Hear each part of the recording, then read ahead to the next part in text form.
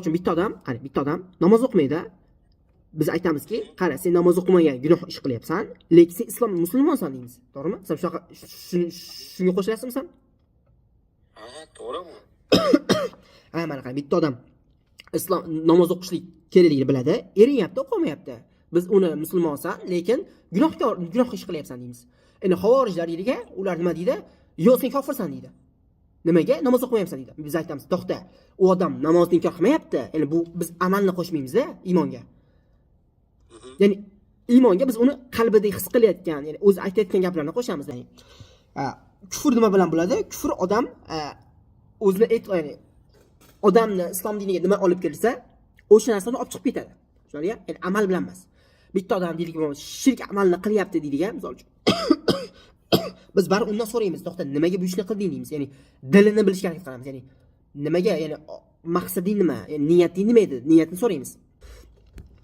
Aytamizki, niyat nima edi? Mana niyat nima edi? Misol uchun, qarang, demokratiya ham ikkiga bo'lsa bo'ladi. Ya'ni g'oyasi, g'oyaviy va tatbiqiy. Alloh taolo mana o'z islom dini qanaqa boshqaruvni ustiga qo'ygan. Mana Alloh islom dini, misol uchun demokratiya bor, to'g'rimi? Monarxiya bor, totalitarizm bor. Ya'ni islom dini qaysi biri uni qanaqa boshqaruvni ustiga qo'ygan? Islom dini? Ha. Yakka Alloh. Hop, Alloh kelib sizga boshqarmaydi. Misol uchun, yerni mash joygacha seniki, narigi joyidan qo'shningiki deb bermaydi Alloh taolo sizga. Aha. Qanaqa, misol uchun, qo'shningiz bilan yer talashyapsiz, qanaqa hal qilasiz? Ha, mana qarang, Uhud jangida, misol uchun, Uhudda Rasululloh alayhisalom anaqa mashvarat qiladi.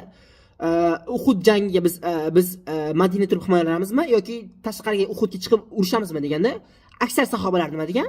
Yo'q, chiqib ketdik, urushamiz degan, tashqariga chiqib. Mana shu nima deyiladi? Shuro deyiladi. Ya'ni maslahat qilingan, kengash deyiladi. Maslahat qilgan Rasululloh alayhisalom. Xuddi shunga o'xshab, hozirgi zamonda biz, misol uchun, kim prezident bo'ladi, kim deputat bo'ladi, kim xalqning qiziqishlarini, ommaning qiziqishlarini o'sha reprezentativ, ya'ni o'zi namoyish qiladi, himoya qiladi. Shunda biz xalqqa biror odamlarni saylab oladi. O'sha saylangan odamlar bo'lsa, xalqni nomidan qonun qabul qilishadi.